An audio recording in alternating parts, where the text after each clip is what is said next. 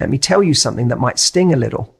Just because he's acting like you don't matter doesn't mean you don't. People pretend. They fake being fine. They ghost. They avoid. They stay silent. Not because they've moved on, but because they don't know how to deal with what they feel. And guess what?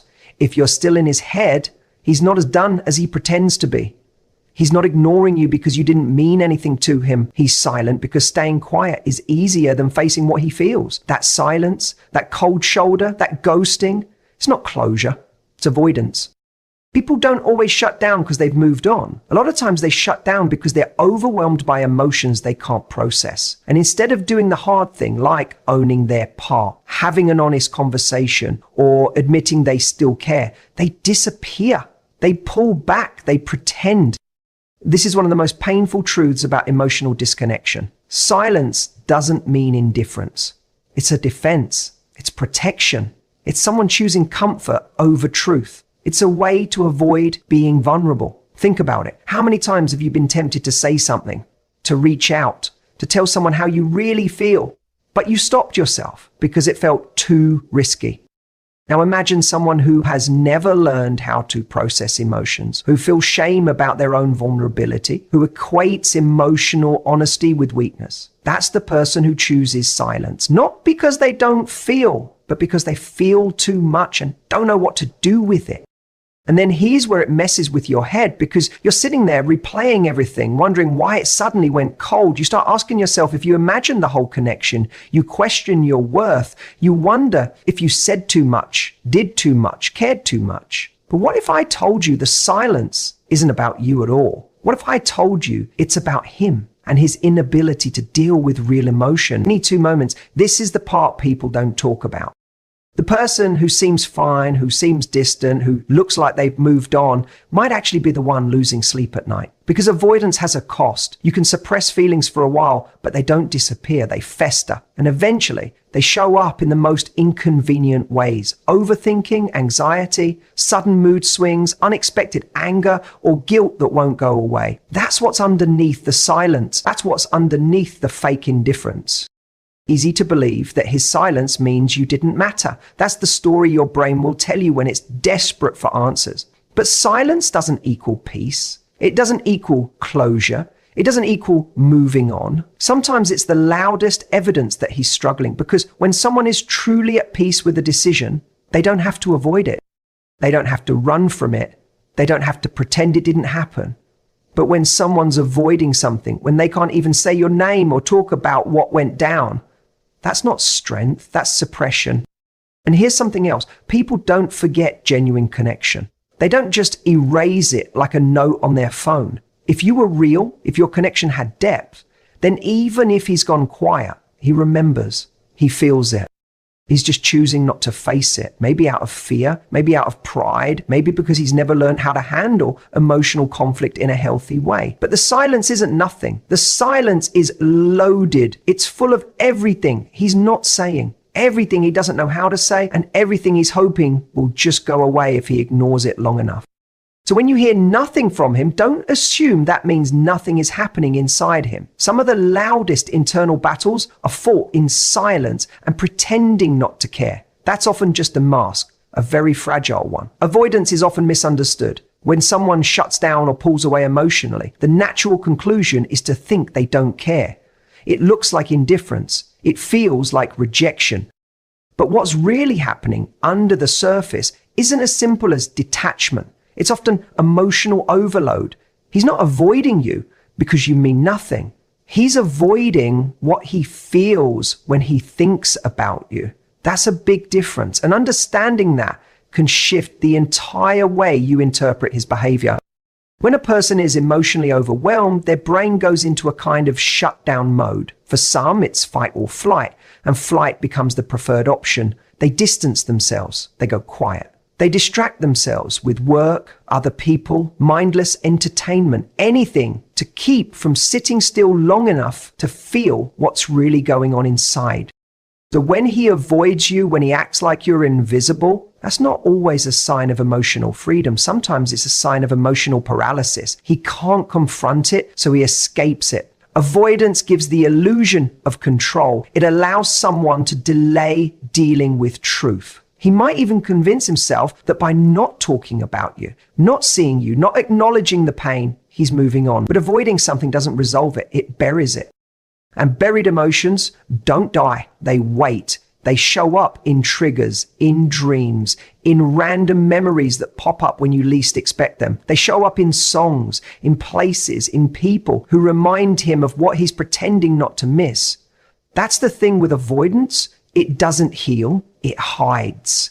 And hiding doesn't work forever. Here's something most people won't admit. Avoiding someone you once cared about takes effort. It requires discipline. It takes constant distraction and denial. If you were truly irrelevant, he wouldn't need to avoid you at all. He'd be indifferent, not intentionally distant. There's a big difference between someone who doesn't care and someone who's trying hard not to care. One is calm, the other is conflicted. And that conflict shows up in strange ways. He might get irritable when your name comes up. He might over-explain why he's so over it. He might start dating quickly just to prove a point, not to you, but to himself. These behaviors aren't coming from peace. They're coming from discomfort. That's what emotional overload does. It makes people act out of character. The person avoiding you is actually trying to avoid a part of himself. Maybe being around you made him feel vulnerable in ways he wasn't ready for. Maybe he felt seen, exposed, understood, and that scared him. Vulnerability, especially for someone who equates it with weakness or past pain, can feel like danger. So he pulls back, not just from you, but from that version of himself that showed up in your presence. The version that felt too deeply, the version that couldn't hide. That's the part he's really running from. Real emotional connection doesn't just disappear, it imprints. And unless someone has done the hard internal work to process, learn, and heal, that imprint lingers. So when he avoids the memory of you, the mention of you, or the space where you used to be in his life, he's not erasing anything. He's delaying the emotional reckoning. That's not peace. That's pressure building up under the surface. One day it cracks. One day it catches up. Not because of guilt or regret necessarily, but because the truth always demands to be felt eventually. That's the cost of avoidance. It gives you temporary relief, but guarantees long-term unrest.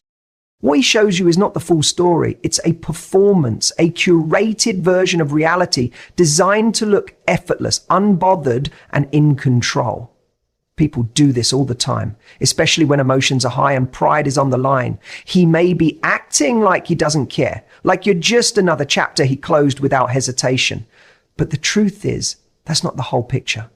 It's a mask he wears. And the longer he wears it, the more convincing it becomes, not just to you, but to himself. We live in a world where showing emotion is often seen as weakness, especially for men. They're taught to be strong, to be stoic, to man up and move on. So when something impacts them deeply, like the loss of someone they actually cared about, they don't always know how to process it in a healthy way. Instead of sitting with it, talking through it, or expressing it, they shove it down. And what you get on the surface is someone who looks completely unaffected, someone who posts as if nothing happened, someone who jokes, who goes out, who dates, who thrives, or at least pretends to. But that's just the highlight reel. That's not the reality playing out in private. You don't see the late nights. You don't see the way certain songs hit differently now. You don't hear the way your name still comes up in his thoughts, even if it never comes up in his conversations. He's not showing you the parts that keep him up, the regret, the confusion, the what ifs.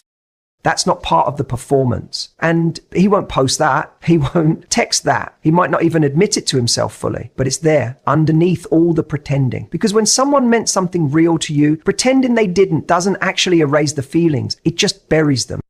The people who seem the most over it on the outside, often the ones struggling the most internally. It's not that they're lying exactly. It's that they've convinced themselves the lie is safer than the truth. If he admits he still thinks about you, if he admits he misses the connection, if he admits that losing you stung more than he expected, he risks cracking that image he's trying so hard to maintain. And for someone who builds their identity around being in control, that crack feels like collapse. So he avoids it. He covers it up with ego, with distractions, with silence. You might even notice how defensive he gets when someone brings you up, how quick he is to change the subject, to act like you were just a phase, nothing serious. But that reaction alone tells you everything. Indifference doesn't need to prove anything. Indifference doesn't get triggered. If he were truly at peace, he wouldn't need to convince others or himself that he doesn't care. The fact that he's working so hard to look detached, that's evidence of the emotional weight he's still carrying. And this isn't about hoping he comes back or waiting for closure. It's about understanding human behavior for what it really is. Layered, messy, often contradictory. People are complex. Feelings don't just vanish because someone pretends they have. He may have chosen not to show you the impact you had on him, but that doesn't mean there wasn't one. He just doesn't want you to see it. Or maybe he doesn't want to admit it exists at all. Because once he does, the act is over. And then he has to face what's real. You're not crazy for feeling what you felt. You're not imagining the connection, the energy, or the emotional depth that existed between you and him. Just because he's acting like it didn't matter doesn't mean it wasn't real. That doubt you're feeling right now, that voice in your head saying maybe I overthought it or maybe I was too much, that's not truth speaking. That's emotional confusion caused by mixed signals and his sudden detachment.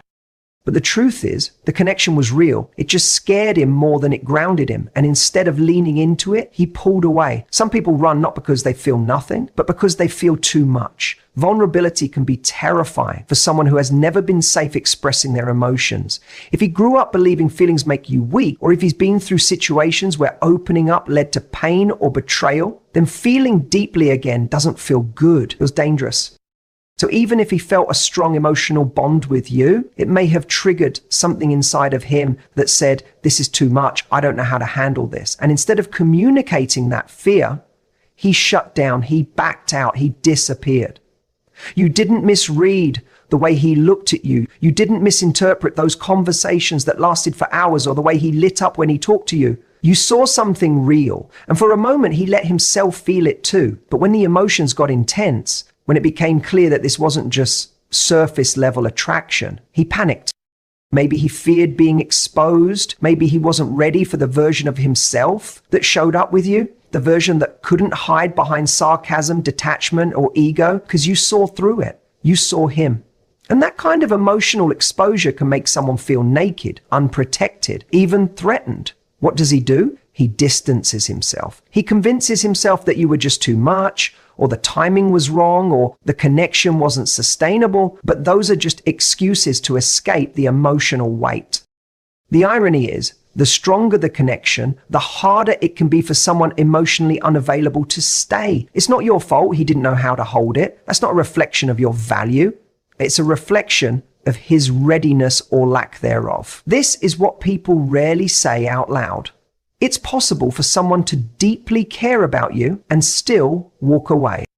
Not because you weren't enough, but because the relationship required a level of emotional maturity and honesty they weren't equipped to give. That's what makes this kind of situation so confusing. Because your heart felt something real, but his actions scream indifference. And when those two messages clash, it's easy to blame yourself than to believe that he was scared, that fear, avoidance, and emotional immaturity can all wear the mask of apathy.